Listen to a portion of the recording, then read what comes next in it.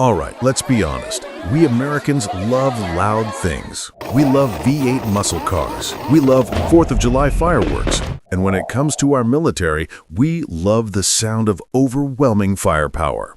When Uncle Sam goes to war, he brings the noise. We want air support screaming overhead and belt-fed machine guns that sound like a chainsaw chewing on concrete. Noise means power. Noise means we are winning. But rewind to the 1980s. Deep in the Cold War, the Soviet Union was taking a very different approach.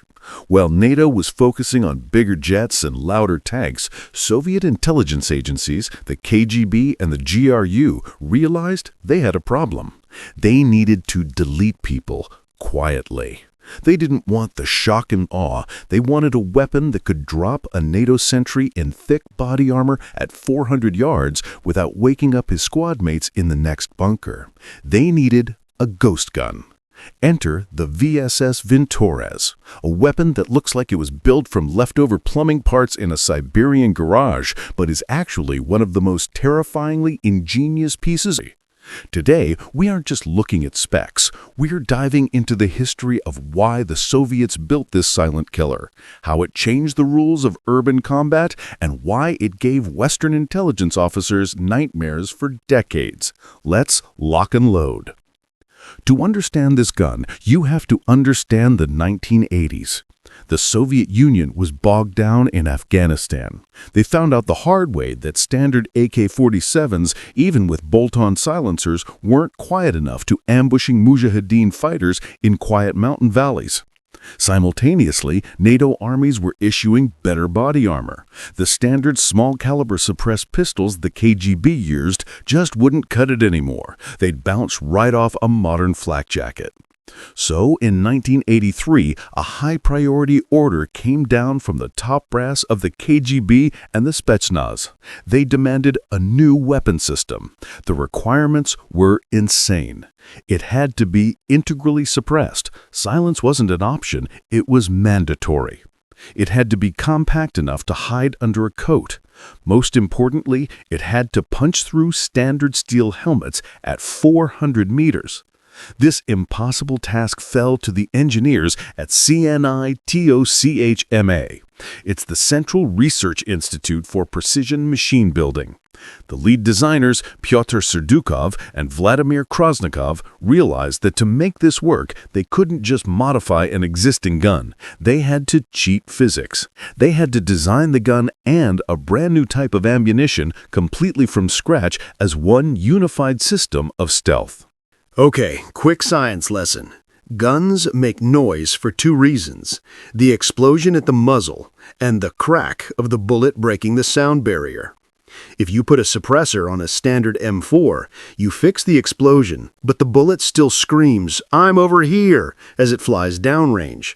It's like trying to sneak into your house at 3 a.m. wearing tap shoes.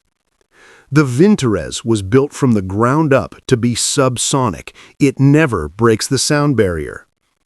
Let's look at the plumbing pipe aesthetic. The barrel isn't really a normal barrel. It's ported. It has holes drilled all along its length, wrapped inside that massive integral suppressor. As the bullet travels down the barrel, gas bleeds off into the suppressor chamber, slowing the bullet down just enough so it leaves the muzzle below the speed of sound. The result? No sonic boom. U.S. Special Forces who have encountered it describe the sound not as a gunshot, but as a dry branch snapping or the sound of a heavy industrial stapler. In a chaotic environment with wind, vehicles, or distant gunfire, the Vintorez is effectively invisible to the human ear. You don't hear it fire, you just hear your buddy hit the ground. But here is the historical problem: subsonic ammo usually sucks. It's slow and weak. If you shoot a standard slow bullet at body armor, it's just a polite knock on the door. How did the Soviets solve this in the 80s? Mass. They developed a terrifying 9x39mm cartridge. Think of a standard 5.56 NATO round as a fast-moving needle. Now think of the Russian 9x39mm as a flying brick. They took a standard AK casing, stretched the neck out wide, and shoved a massive, heavy projectile into it. These bullets are almost twice the weight of standard sniper ammo.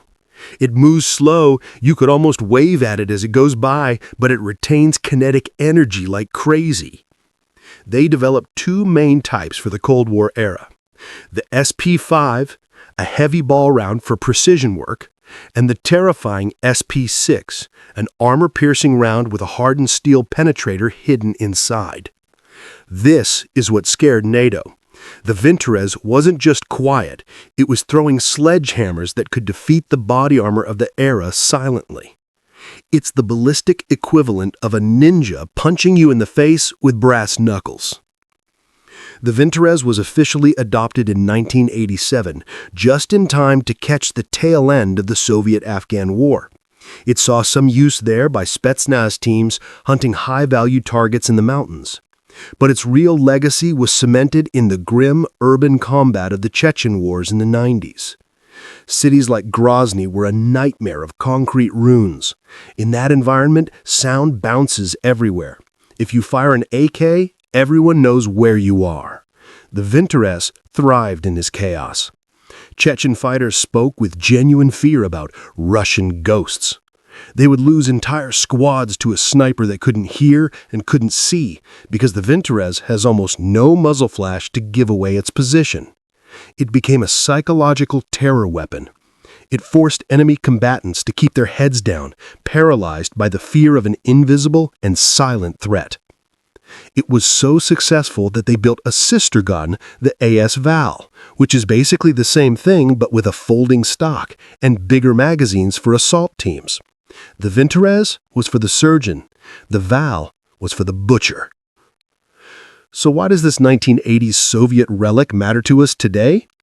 Because the Vintorez was decades ahead of its time in understanding asymmetric warfare. It's the ultimate anti-high-tech weapon. Modern U.S. thermal sights look for heat. Acoustic sensors listen for supersonic cracks. The Vintorez has very little of either.